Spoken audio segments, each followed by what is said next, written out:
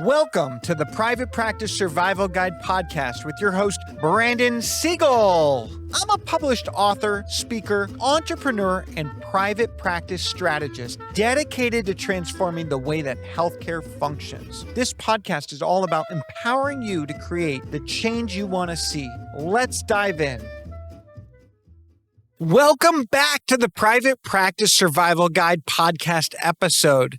Today, we're going to be talking about how to optimize your employees' benefits bundle. Now, one of the things that's lacking in today's benefit approach is this thing called fiscal literacy. We're not teaching people the cost of things. And it's so interesting because if someone doesn't understand the expense, how do you appreciate it? How do you know that they're going to value it? And so I think we don't do a good enough job of putting a financial valuation on each benefit and letting people curate how that money is spent. And I'll give this example. There are employees that get health insurance through you. And the benefit of the insurance is, one, they're on a group plan. The other benefit is they get a pre-tax benefit. But it is rare, and I'm going to say it again, it is rare that a group policy is less expensive than an individual policy. Now, I understand some people can't qualify for an individual policy. So I totally understand that component. But there is a world where the $400 a month you spend on your employee health contribution could be utilized in a different way and a different benefit. What if you were able to put that $400 into pre-tax 401k for them as an exchange?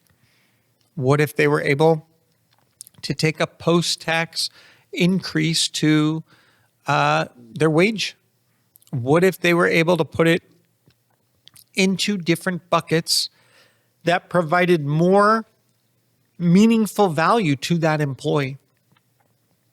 So I say this because some of us create employee benefits based on what we think people want, and then we get upset when they don't value it. And I'll give you a perfect example. PTO. People value the time off, but do they value it at the same exchange of the actual expense to it? So if I went to an employee and I said, look, you can have 8 weeks off, or you can make $15,000 more a year and have 2 weeks off. Let them choose. I'm just throwing a number out there. But I think that if it is a sizable difference, some people may choose the 8 weeks off, and that's okay. But why not offer the 50-week work week with 2 weeks off? Why not show them both? Why not allow them to prioritize financially what would be more meaningful to them in that time of life? And building a bucket that can be curated, adapted, and evolved on an annual basis. The other thing, and you've heard me throw this out, but I want to just kind of indicate, we talk about paid time off. Paid time off is one of the only benefits that is a double expense.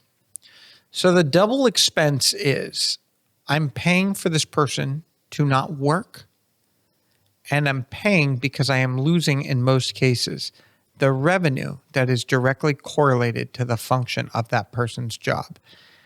And if you're not losing revenue as a result of that employee not being there, in some cases, I question if the employee is needed, because every employee should be responsible for some aspect of revenue generating activities. They should bring value to the bottom line on a regular basis. Like, that's part of the exchange. I pay you money to create money. And I understand that there are jobs that are not directly tied. Let's just say, hey, Brandon, if they're scheduling, they're not generating revenue. I'm like, well, they are. They're getting people in the door. That's generating revenue. Delivering care, generating revenue. Marketing, attracting business, generating revenue. What are the ways that you're defining the value on a fiscal basis to someone's work? And how does that correlate to the overall compensation and benefit structure? And I'll just say it this way. I would love for paid time off to be paid time off when the office is closed, because then, in my opinion, it's a specific, focused initiative that our office will not be functioning on this day. It's very rare that we can have someone cover someone else's hours. And some cases it's possible, but very rare. And so even something that I do in one of my companies is I don't have paid holidays, but I bonus the holidays. So what I do is I say, if we're rocking and rolling and we can justify it, I'm going to give you a bonus for that holiday. Now, granted, in this business model, I can have employees work on holidays. I have enough work year round. So 365 days out of the year, I've got opportunity. So many of them will work because it's a remote job. They'll work from home and they'll work on a holiday. But now what I say is, not only can you choose if you want to work or not work on that holiday, but you're going to receive the 8-hour equivalency of that bonus. So you could work on that day and say, let's just say you're like, look, I'm going to put 4 hours of work in, and you end up getting an additional 8-hour bonus. They value that so much more than if I just said, you get paid your 8 hours for Christmas. Now, the person that doesn't want to work still gets the 8 hours for Christmas. They're happy. But it's this concept where we're changing. Now, bonuses are taxed, so it is a little bit different because it's not a benefit, it's a bonus, but it's a way that we are creating different transactional reform, I'll say it that way, to accommodate different employee benefits, to create a mindset that incentivizes exchange, function, and change. And I think that there are different ways that we do this. So crafting benefits has to go above and beyond just healthcare. Has to go above and beyond just a retirement plan, has to go above and beyond just paid time off. Sorry, some of you don't recognize, but from a fiscal literacy standpoint, your employee would be better off with an individual health plan than they are with your group plan. There are times where them receiving a taxed increase in their wage would actually generate more value to them than the group plan you offer. And we're not doing a good enough job of that fiscal literacy, helping them understand dollars and cents. Even the idea. So one of the things I did with my health benefits is I said, I'm going to create what will be the least expensive cost to the employee. And I'm going to do a 90% contribution on a baseline plan. Now, this baseline plan for one of my companies is a Kaiser, gets them all the well visits, all the main stuff, but it is a high deductible plan. The reality is most people in my demographic that I serve don't utilize the quality of benefit for what a higher plan is. So when I looked at it and I said, I'm going to motivate you to invest in yourself and save money. So they can buy up and get different plans. So we have PPOs and HMOs and everything, but 95% of our employees are actually better off from a fiscal standpoint with this high deductible plan. Now I want to be clear. It ends up being the same equivalency. So 90% of this plan works out for me to be the same expense if they want 60% of a PPO. But the 90% of this base plan is costing them $25 to $35 a paycheck versus $75 to $100 a paycheck. Huge difference. And what I say is, let's calculate how much you use your healthcare. And we go through this exercise. So let's say that you're saving, on average, for round numbers, $200 a month in premium by being on this bottom level plan. So that is a $2,400 savings. And let's say that the deductible difference is $6,000. Just crazy. I'm just throwing out a crazy number. Well, my statement is, do you think that by you spending $2,500 that $2,500, you're going to need that extra care, that health care. Don't just look at hospitalization, look at everything, because well visits don't apply to that deductible. There's certain things that don't apply to the deductible. So run the analysis of what that value of plan is worth. Work it out, because sometimes we're buying down a deductible and we're losing money as a result. So when we buy down a deductible, we are essentially saying that we want to pay more because we plan to exhaust every ounce of this benefit plan possible. And the only reason why people get upset with the high deductible is that they're not saving for a rainy day. So you go into the hospital, a catastrophic happens, and you owe that $6,000 deductible. Well, you should have $6,000 ready for that one day. And my statement to you is, sometimes buying down that deductible, if you end up spending $2,400 and you don't even get health care, you just wasted $2,400 is my point. And the $6,000 deductible, you're spending that either way. You have to recognize it's going to come out. So I think these plans that we're over investing in are not doing justice to our employees sometimes. Now, I still give them the choice. So we've got Kaiser Baseline, we've got Kaiser Top Line, we've got HMO Blue Cross, we've got PPO Blue Cross, and we have a 90% for the base and 60% for everything else. But it works out that I'm spending the same amount. So to me, I don't care. But I find that 90% coverage often benefits the employee more. And that's why I want to incentivize that. Now, some of you will say, why don't you just do 100%? I don't believe anything should be free. So I will never offer 100% coverage. I would rather do 90%, 95%. I need them to have some skin in the game. But outside of that normal health insurance, there are different things that we can do. So one benefit that we may not look at is the financial wellness program. There's ways where you can do fiscal literacy, where you can help them invest in themselves, where you can teach them and bring in experts that teach them how to make more money off their money. You know, my brother-in-law recently was telling me that his daughter started a business at, I think, 7 years old, which is incredible. But every dollar she makes gets invested, and she is learning what that means. And his rule for her is that she can't touch it until she's, I think it was 21 years old. I was like, wow, that's crazy.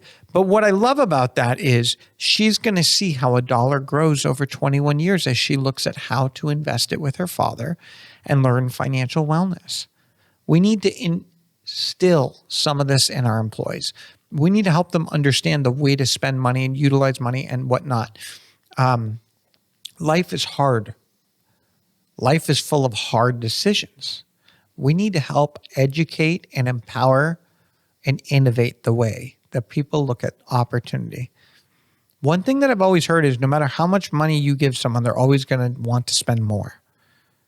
You know, you look at the richest people, they still want more. It's a mindset thing. What you do with it is what matters. How are you investing in benefits that transform the way that someone functions? So we've got financial wellness. We could do gym memberships.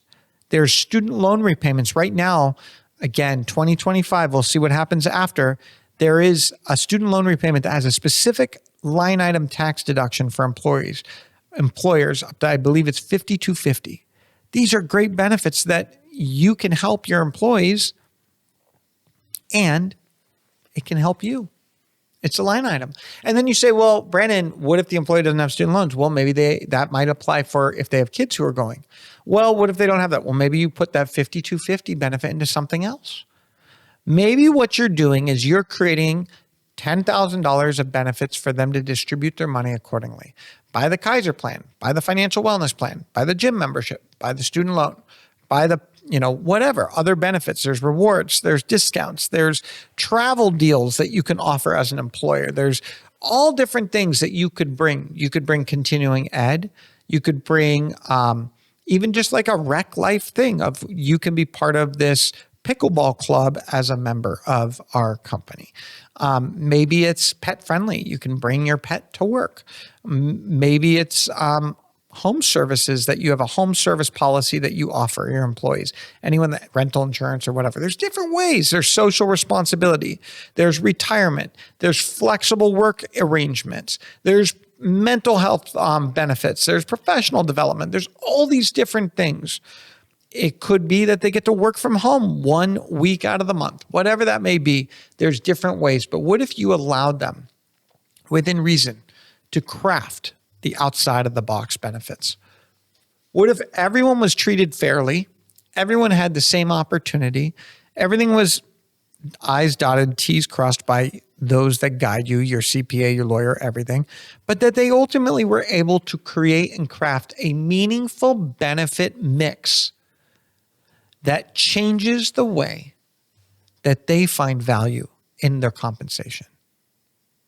For the past 20 years, I've had the privilege of helping pediatric occupational, physical, and speech therapists redefine the way that their business functions and helping them tap into their entrepreneurial spirit. In recent years, I recognized a deficit, which was bringing private practice owners together with the vision of allowing them to connect, learn, and grow. And Growth Code Conference was born. From sunrise to sunset, we offer an opportunity for pediatric, occupational, physical, speech therapy private practice leaders and owners to connect, collaborate, learn, grow. From yoga to breakfast to lunch to coffee carts and more. We take you to another world where you are inspired, where you feel empowered, and where you are able to grow to the next level so that we all can change the world one child at a time. And I think that's what's really hard is even that example that I used of, hey, here's, an 8-hour bonus per holiday. They actually truly were like, that is beyond kind to you, because they didn't expect it. Sometimes what we need to do is we need to give them the money to spend so that they value the money that we are giving them versus just you get 90% coverage of health and you get 2 weeks of paid time off and you get $500 of continuing ed and you get to make your own schedule. But give them more. Give them choices. Make them really decide what financial value it brings to them. So, how do we evaluate the return on investment of benefits? Evaluating the ROI of employee benefits involves assessing both the financial and the non-financial returns on your investment benefits program. But here are some steps to help you calculate and understand that ROI, that return on investment. So the first thing first is we need to evaluate your employees through metrics. I want you to evaluate your employee turnover rate. Measure the rate at which employees leave the company. Benefits can reduce turnover. Savings costs associated with hiring and training new employees can be on the rise. So that employee turnover rate, what is the average retention per employee? My company has a 7-year average employee retention. Understanding when someone leaves is something you should look at and why. When you're hiring them though, what are the key metrics they're looking for? What are they trying to do or find in order to sustain in your employment? Where are they coming from? Like I always say, if someone's coming from a government-backed company, most likely the benefits were so great that my benefits will never compete. We have to be aware of that. I want you to track absenteeism. What is the total number of days employees are absent from work? Benefits like work wellness programs can reduce absenteeism. What if you had preventative health benefits? What if you had nutrition coaching and yoga and fitness and different doctors that offered services? You look at Apple. Apple has a full medical facility in their headquarters for all their employees. They have physical therapy.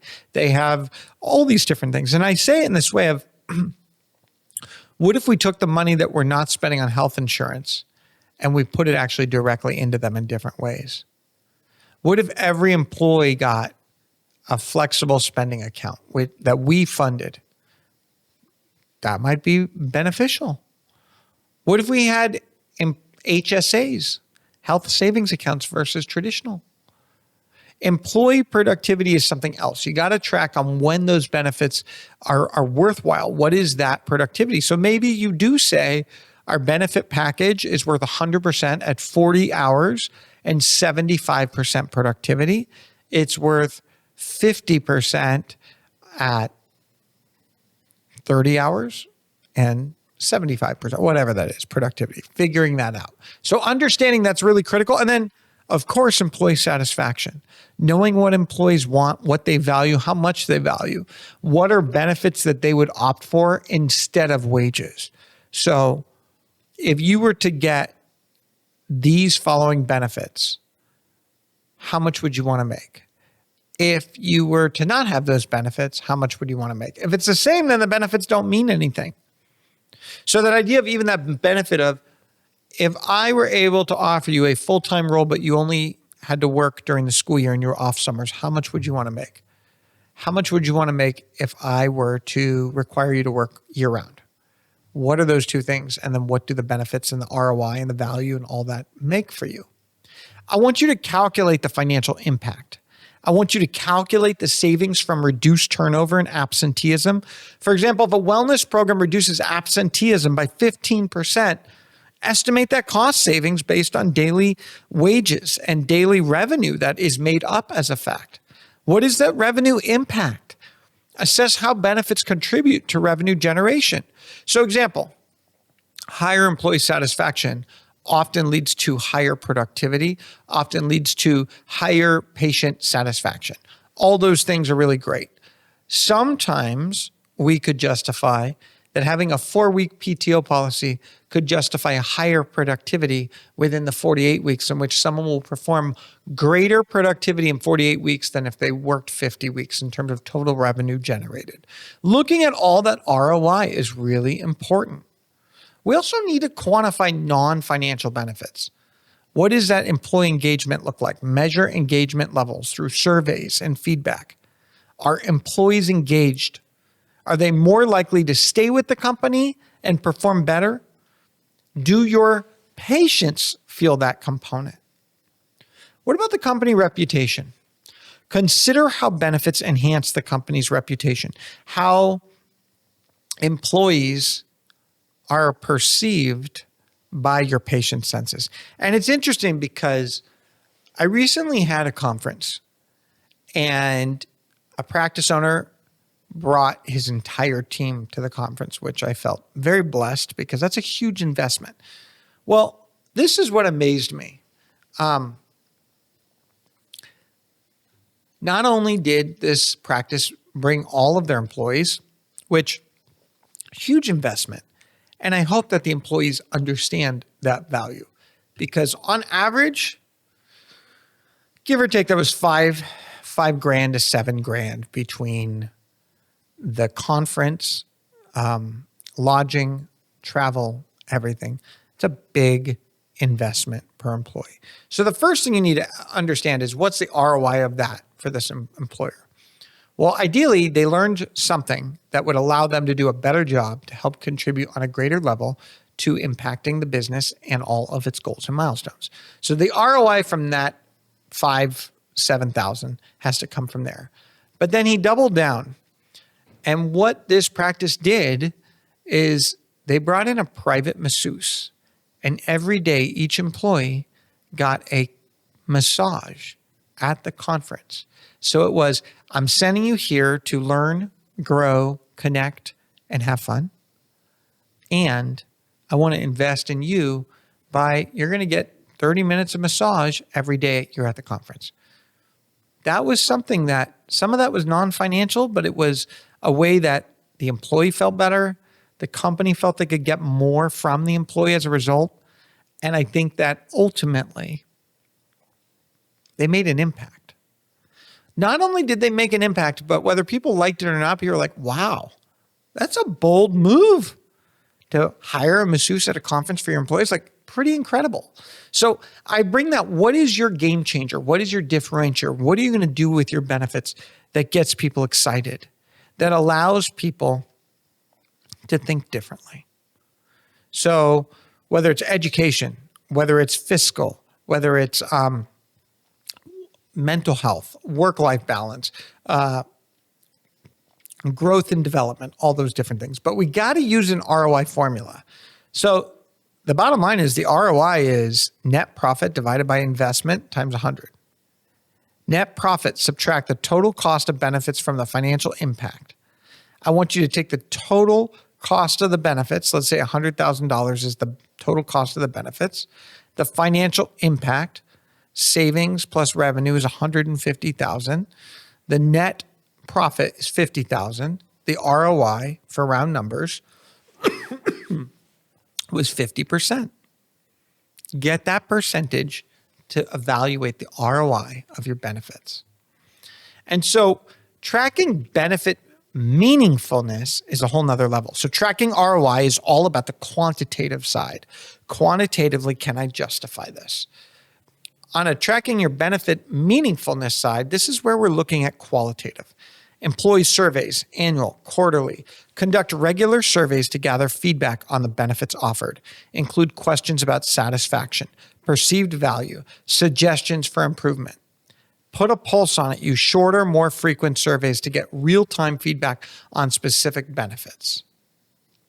Focus groups. Have focus groups. Use in-depth discussions. Organizing focus groups with a diverse mix of employees to discuss the views of those benefits. What do they like? What do they not like? Allow for deeper insights, but understand that every group has to recognize we have a total budget, and that's our max budget. And we have to look at the repercussions for each budget. So if I just said, I'm going to put all $10,000 into paid time off, well, what are we losing in revenue? What are we losing in outcomes? All that stuff like that could be detrimental to the business model. So in that focus group, you still have to have a level of accountability of expectation. The other thing is utilization rate. How many people utilize that benefit? Monitor how often employees are using the various benefits. High utilization rates indicate that the benefits are valued and useful. And use a comparative analysis. Compare utilization rates across different departments' demographics, identify trends and disparities. And then, of course, we want to look at employee turnover and the retention rates. Do a correlation analysis. Analyze the relationship between the introduction of the new benefit and employee turnover and retention rate. Positive changes may indicate that the benefits are contributing to employee satisfaction. I want you to look at employee engagement scores, how engaged they are, what they're talking about, their participation, where they're at. I want you to get feedback from leadership and managers, figuring out what really is working. And I want to be, again, crystal clear. The idea of a benefit is that it is delivering a return on investment while meeting an abundance of meaningfulness to your workforce. We need to benchmark it with industry standards. We need to understand the best practices. We need to correlate it into an HR metrics and analytics benefit dashboard, creating a dashboard to track key metrics related to that. Enrollment rates, utilization, employee satisfaction, the analysis of patterns, all of that should be at your fingertips. So I know that in this episode, we kind of just unlocked this whole new concept of what does benefits look like? What's the ROI, et cetera? But I want you to remember that we got to take an outside of the box approach. Otherwise, we're just competing on the same level with everyone. Whether it's taking them on a vacation once a year, whether it's giving them $10,000 to spend in benefits, whether it's whatever that is. And I know some of you are like, I'm too small. And I would tell you that it's all about how you build your total compensation structure. So with every dollar you put into a benefit package is a dollar they're not taking in wages. And they just have to understand that, or they have to have a conversion opportunity, which is we can convert this value of this benefit to this equivalency in wages. And just make sure you're uniform and consistent, and you check with your CPA and your lawyer to make sure all is dialed in on that. I want you to be able to evaluate the return on investment. I want you to know what you're getting for that benefit. So that return on investment might be, hey, I spend $10,000 per employee, but each employee is generating 25% net profit for this company, and those benefits are driving factors of that. I want you to track how meaningful it is to your workforce. I want you to really understand what resonates with them. And understanding that what means something today might be different tomorrow.